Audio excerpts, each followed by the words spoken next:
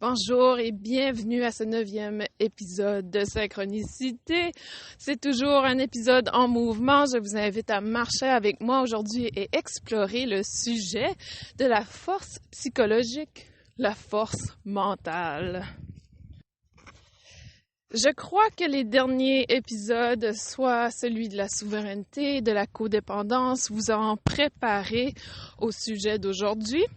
Si le sujet est trop lourd ou difficile pour vous de comprendre, je vous invite simplement à retourner à la première saison de Synchronicité où je parlais du corps mental. Ce sera un parfait épisode pour les gens qui aimeraient explorer ce sujet, qui n'en sait pas trop sur le corps mental. La raison pour laquelle je vais parler de la force psychologique, c'est que depuis le mois de mars, on est vraiment poussé à revisiter nos pensées, nos comportements, la façon que l'on vit, nos croyances, la façon qu'on approche la vie en général. Cette invitation à la réflexion va nous permettre de nous préparer pour les mois à venir. Alors, explorons en premier ce qu'est le mental, notre psychologie. Étant formée en tant que psychothérapeute, j'ai fait plusieurs études sur l'aspect psychologique de l'être humain. Mais très intéressant, on nous enseigne à expliquer les comportements et non à maîtriser nos pensées en psychologie. Alors, c'est pas surprenant que plusieurs de nous n'ont aucune idée comment prendre le contrôle de leurs pensées, de leurs croyances, de leur aspect psychologique. Alors, pour la plupart d'entre nous, nous sommes contrôlés par nos pensées. Nous sommes contrôlés par notre mental. Et lorsqu'il arrive des moments comme depuis le mois de mars, où on est invité à s'asseoir seul et vivre des moments de solitude, nous allons avoir tendance à être bombardés par notre mental. Donc, c'est vraiment ce que j'appelle présentement une guerre psychologique, une guerre mentale qui se passe chez la plupart des gens. Alors, comment pouvons-nous nous outiller à faire face à cette guerre et en sortir gagnants? Le mental a toujours fait partie de votre être, le fera toujours, et l'idée est d'en devenir maître de nos pensées, maître de notre mental, maître de notre psychologie. Il faut commencer peut-être par explorer nos croyances. Lorsque vous pensez aux croyances, il y a des croyances reliées à la religion, à la politique, à l'éducation, tous les sujets dans le fond qui affectent la plupart de la dualité dans notre monde. Pendant très longtemps, nous avons eu des guerres basées sur des croyances religieuses, des guerres basées sur des croyances politiques, sur tout ce que l'on voit aujourd'hui. Et il y a des tendances dans chaque pays à avoir des croyances générales, des cultures générales. Malheureusement, lorsqu'on regarde notre monde, la croyance qui existe présentement et la guerre qui est en train de se dérouler à l'intérieur de nous, cette guerre mentale, est liée à l'aspect codépendance dont j'ai partagé avec vous la semaine dernière. Nous avons présentement des gouvernements qui sont socialistes, des gouvernements qui sont pour le bien-être de la société, c'est ce qu'ils disent, des gouvernements libéraux qui ont créé des programmes qui ont fait que maintenant nous sommes dépendants du gouvernement pour notre bien-être. C'est ce que j'appelais la semaine dernière la codépendance. Il y a une forte croyance que ce type de gouvernement aide la société, que ce type de gouvernement nous permet d'aider les gens. Et pourtant, ce type de gouvernement crée tout simplement une codépendance et continue d'imprégner cette idée d'être victime sur Terre. Donc, cette mentalité de victime est tout simplement nourrie par ce genre de croyances.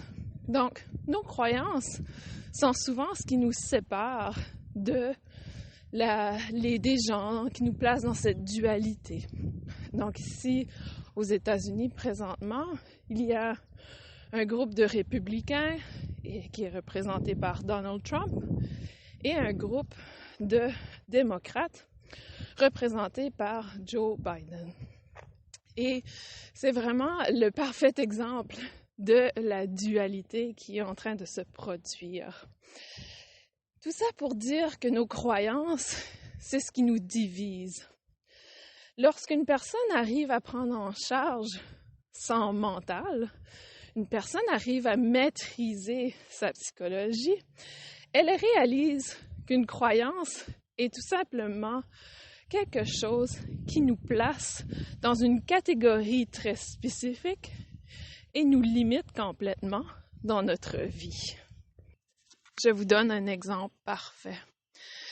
Si vous êtes dans la croyance que le gouvernement d'Obama était le meilleur gouvernement aux États-Unis, vous allez résister le changement de Trump qui entre en pouvoir.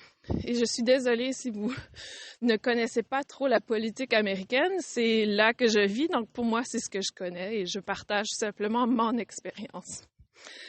Si pour vous, vous êtes pro-Trump, vous allez avoir cette croyance que le gouvernement d'Obama est un gouvernement pourri qui a créé des politiques mauvaises pour le statut mondial au niveau économique. Donc, tout ça pour dire que selon votre croyance, vous allez vous limiter à être ouvert à une certaine perspective. Alors que lorsque vous prenez charge de votre mental, cette croyance ne devient plus quelque chose qui vous limite dans votre vie. Je vous donne un autre exemple. Disons que vous êtes une personne qui croit fortement que sur Terre, les humains devraient être végétaliens, c'est-à-dire manger aucun produit animalier. Cette croyance va vous limiter dans les relations que vous allez créer. Certaines personnes vont même aller jusqu'à limiter leurs amis et s'assurer que leurs amis et leurs familles sont en alignement avec leurs croyances, car sinon, ils ne méritent pas d'être amis avec eux ou ils vont critiquer leur façon d'être. Alors qu'une personne qui mange de la viande, une personne omnivore, va peut-être critiquer, juger la personne végétalienne. Donc, basé sur cette croyance, certaines personnes n'auront pas l'idée de développer une relation, même s'il y a des tonnes d'autres aspects qui s'alignent avec leur être. Donc, il faut comprendre qu'à la base de notre psychologie sont des croyances, des idéaux, des valeurs qui guident ou contrôlent ou manipulent notre quotidien et notre façon d'être, notre façon d'agir envers les autres, notre façon de percevoir notre monde extérieur. Donc, tous ces aspects doivent être revisités. Est-ce que nous avons vraiment besoin de ces croyances qui nous limitent? Et si, dans le moment présent, être végétalien ou omnivore, et c'est ce qui est important pour vous, ce qui vous fait sentir bien, pourquoi se limiter à une idée? Alors que peut-être demain, être végétalien, l'opposé d'omnivore, de ce que vous étiez, va être votre vérité. Donc pour moi, dans mon quotidien, j'essaie le plus possible de limiter les catégories dans lesquelles je crois tomber. Donc, lorsque les gens me demandent si je mange de la viande, oui, je mange de la viande. Lorsque les gens me demandent si je suis végétarienne, eh bien, il y a des jours que je le suis, il y a des moments, il y a des semaines, il y a des mois que je le suis. lorsque les gens me demandent si je suis végétarienne, végétalienne, omnivore, quelle catégorie je tombe, c'est très difficile pour moi de catégoriser parce que tout dépend du moment présent. Est-ce qu'à ce moment-ci, j'ai besoin de la viande pour nourrir mon corps de protéines animales ou est-ce que j'ai besoin de me nourrir de fruits et de légumes? Donc tout ça, pour moi, je le perçois comme quelque chose que je n'ai pas besoin de catégoriser parce que ça va limiter ma vie. Alors, ceci sont des croyances qui sont peut-être un peu plus évidentes, alors qu'il y a également des croyances qui sont beaucoup plus subtiles. Quelque chose qui est venu complètement empoisonner notre mental et cette croyance que notre mieux-être dépend des autres, dépend de notre environnement, dépend des comportements des gens autour de soi. Et vous reconnaîtrez évidemment la thématique de codépendance dans ce sujet. Donc, au niveau mental, l'idée est de ne pas limiter notre bien-être aux expériences extérieures que l'on vit. Un exemple parfait est ce qui s'est passé pour moi hier soir. Donc, hier soir, je vais me coucher et tout d'un coup, j'ai des pensées du passé qui reviennent en courant et qui m'apportent un sentiment d'inconfort, qui m'apportent une émotion très inconfortable. Et si j'y donne trop d'énergie, ça devient une pensée obsessive. Donc, ayant pratiqué pendant plusieurs mois déjà à maîtriser mon mental, je fais l'exercice des gros X rouges que je vous donne aujourd'hui. Je crois que j'en avais parlé dans la première saison. Le gros X rouge, je l'utilise lorsque j'ai des pensées que je ne veux pas avoir ou qui ne sont pas en alignement avec mon être véritable. Par exemple, on pense à quelque chose du passé et immédiatement, je vais imaginer un gros X rouge sur cette pensée et je passe à autre chose. Alors, je vous invite à utiliser les X rouges de façon mentale afin d'éliminer justement ces pensées qui vous contrôlent, qui contrôlent vos émotions.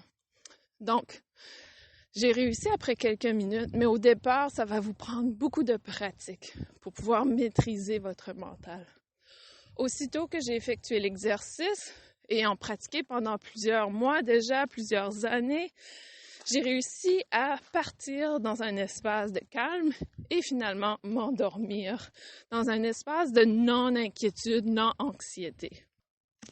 Si vous êtes une personne qui a tendance à passer beaucoup de temps sur les médias sociaux, beaucoup de temps à regarder les nouvelles, vous allez avoir une énorme difficulté à devenir maître de vos pensées parce que vous avez été en quelque sorte manipulé avec vos pensées. Tout ce qui est médias sociaux est une intelligence artificielle qui cherche simplement à contrôler vos pensées complètement. C'est-à-dire que c'est un gros ordinateur qui calcule tous les endroits que vous passez le plus de temps et continue de nourrir ce que vous cherchez sur les médias sociaux. Ce qui fait que vous passez des heures et des heures à regarder votre téléphone. Ce qui fait que c'est très difficile pour vous de vous détacher du téléphone parce qu'il contrôle chaque pensée que vous avez, chaque comportement. Donc, les médias sociaux n'ont pas été créés pour vous contrôler, mais c'est un symptôme, un résultat de leur intelligence artificielle qui cherche à continuer à vous avoir devant votre écran du téléphone ou d'ordinateur. Donc, lorsque vous réalisez que ces outils contrôlent votre pensée, vous allez pouvoir peut-être vous en détacher un peu plus rapidement. Alors, si vous écoutez cet épisode et vous vous dites que non, ce n'est pas moi, je ne suis pas contrôlée par les médias sociaux, laissez-moi vous poser cette question. Est-ce que vous avez des émotions particulières lorsque vous voyez certaines publications? Est-ce que vous avez tendance à partager avec d'autres personnes cette émotion en lien avec ces publications? Un exemple parfait. Vous ouvrez votre Facebook et vous voyez une publication qui dit le taux de mortalité de COVID à comparer à le taux de mortalité en général n'a pas du tout rien à voir avec ce que les médias vous présentent. Et là, tout d'un coup, vous êtes dans cet espace peut-être émotionnel de frustration et vous avez envie de le partager avec d'autres personnes, donc vous le partagez sur votre mur Facebook. Donc ça, c'est contrôlant. C'est une façon de contrôler votre mental. Est-ce que c'est bien? Est-ce que c'est mal? Ce n'est pas à moi de répondre à cette question, mais plutôt à vous de vous demander, est-ce que vous vous sentez bien après l'avoir fait? Ou est-ce que vous avez l'impression d'être dans cette frustration, cette colère? Donc là va être la question, d'où l'intention arrive. Mon point est tout simplement que votre émotion va être contrôlée par rapport à cet événement extérieur de vous. Lorsque vous apprenez à maîtriser vos émotions ou votre mental surtout, votre aspect psychologique, vous allez réagir différemment face à ces choses. Peut-être vous aurez moins envie de le partager avec d'autres personnes. Peut-être que ça va vous faire une réflexion personnelle et faire un choix personnel. Nous sommes tous dans un moule sociétal, si on veut, où nous avons été manipulés à penser de certaines façons, dépendamment où vous êtes né, dans quel pays vous venez, etc. Vous pensez d'une certaine façon et vous agissez d'une certaine façon. Et la personne qui arrive à maîtriser son mental prend conscience de cette manipulation de votre être. Et c'est à ce moment que vous pouvez vous en sortir et devenir un être souverain. Par exemple, si je prends notre société au Canada, aux États-Unis, nous avons été moulés nous avons eu le moule, dans le fond, d'une perception que la guerre, lorsque quelqu'un est dangereux, c'est OK d'entrer en guerre avec cette personne. C'est-à-dire qu'il y a une certaine permission à l'armée de prendre la vie d'une personne ou d'un village ou d'un groupe de gens si ces gens sont dangereux. Alors à ce moment, la croyance, qui est très subtile, est que c'est OK de prendre la vie d'une personne si elle est méchante envers vous. C'est OK de prendre la vie d'une personne si elle n'est pas en alignement avec vos croyances et vos valeurs. Vous voyez la subtilité de cette croyance.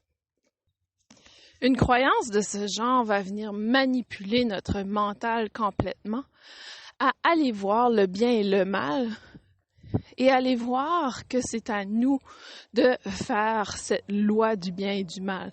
C'est à nous de choisir qu'est-ce qui est le bien et le mal. Et c'est OK de faire du mal lorsque quelqu'un est mal. Donc, vous comprenez qu'à ce moment-ci, c'est une croyance très distordue. C'est une croyance horrible. Qui a vraiment la vérité du bien et du mal? Donc, il y a vraiment cette croyance où, à ce moment-ci, les gens vont adopter des comportements mal, négatifs, vengeance, colère, violence envers des personnes qui vont percevoir comme étant mal. Et c'est pour cette raison que l'on a des gens qui vont complètement détruire une ville lorsqu'ils viennent manifester leur colère face à des gouvernements. On perd complètement l'empathie, on perd complètement la compassion. Donc la guerre psychologique qui se passe aujourd'hui est une guerre mentale. C'est une guerre de croyances. Est-ce que vous allez tomber dans ce bateau? Est-ce que vous allez tomber dans cette tendance qui existe sur Terre? Ou est-ce que vous allez choisir de reconstruire votre être sans ces croyances limitantes, sans ces croyances qui vous limitent dans votre vie? Donc, prenez conscience de vos comportements, de vos pensées, de ces croyances subtiles qui viennent manipuler complètement comment vous agissez envers les autres. Vous êtes vraiment dans un espace d'une guerre psychologique. Alors, est-ce que vous allez utiliser les mêmes fusils, les mêmes outils pour attaquer l'autre personne? Ou est-ce que vous allez tout simplement maîtriser votre mental? Et là, je dis simplement, il n'y a pas grand-chose de simple dans cet aspect. Je dis toujours que c'est simple, mais ce n'est pas facile. Pas du tout. Donc, prenez conscience dans votre quotidien lorsque vous utilisez vos croyances pour attaquer d'autres personnes.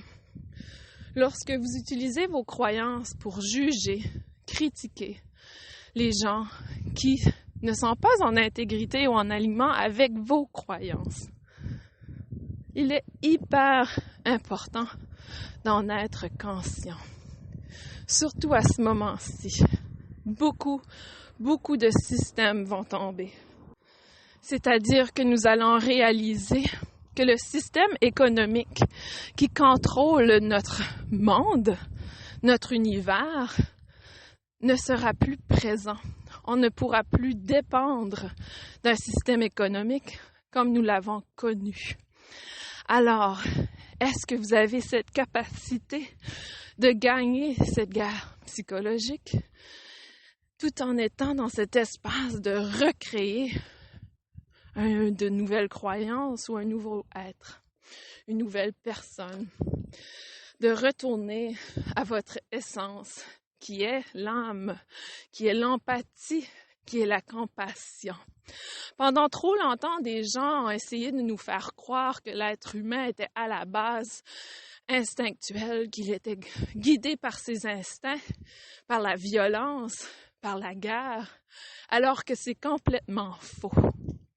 À la base, nous sommes un âme. Notre âme est pas du tout dans la dualité. Notre âme est lumière. C'est ce qui nous habite tous. Notre âme est lumière. Et c'est dépendamment si vous contrôlez votre mental, c'est le mental qui contrôle l'âme. Donc, si vous arrivez à maîtriser votre mental, vous allez retrouver votre âme. Donc, c'est cette force d'esprit. Vous savez, l'esprit, le mental, cette force mentale qui est à l'intérieur de nous est tout à fait l'outil que l'on utilise pour manifester. C'est vraiment l'outil le plus puissant que nous possédons, que nous avons, la ressource qui va déterminer si vous êtes dans l'intégrité de votre essence, de votre âme, ou si vous êtes dans cette noirceur, cette ombre, cet espace négatif. Donc, prenez conscience à partir d'aujourd'hui de votre mental. Vous savez, on a fait une grosse erreur lorsqu'on a dit « je pense, donc je suis ». Mais en même temps, ce n'est pas vraiment une erreur, c'est tout à fait vrai. Je pense, donc je suis. L'esprit contrôle l'âme. Et si vous arrivez à maîtriser votre esprit, vous allez retrouver votre âme, votre lumière, et vous allez maîtriser la lumière qui vous habite. Merci pour votre écoute aujourd'hui. J'espère que ces mots vous parlent. Sinon, il n'y a pas de problème. Nous avons tous notre propre vérité. Et je vous invite tout simplement à considérer cette force mentale qui vous habite. Et je vous invite à vraiment pratiquer la maîtrise de vos pensées. Et remarquez, lorsque ces croyances subtiles qui vous guident dans des comportements destructeurs, pourquoi nous avons ces pensées? Pourquoi nous continuons à pratiquer et à enseigner ces comportements? Donc, revisiter nos croyances, notre culture, notre approche de la vie. Vous savez, ce qui est tellement bizarre dans notre société, c'est qu'il est plus facile de dire que l'on n'aime pas quelqu'un que de vous dire que je vous aime. Lorsque je vous dis que je vous aime, comment vous vous sentez? Il y a des gens qui trouvent ça très inconfortable. Donc, nous avons complètement mis l'inconfort autour de l'amour. C'est incroyable. Nous pouvons voir des scènes de violence incroyables à la télévision. Et lorsqu'il y a des scènes d'amour, ça met les gens inconfortables. Wow! Ça en dit beaucoup sur ce que nous avons construit comme croyance à la base. Donc, je vous invite à réfléchir à tout ça et à devenir ce super humain qui a la capacité de maîtriser son mental. Alors, je ne me limite pas. Je vous aime, je vous envoie plein d'amour et on se revoit à la prochaine épisode de Synchronicité. Merci d'être présent.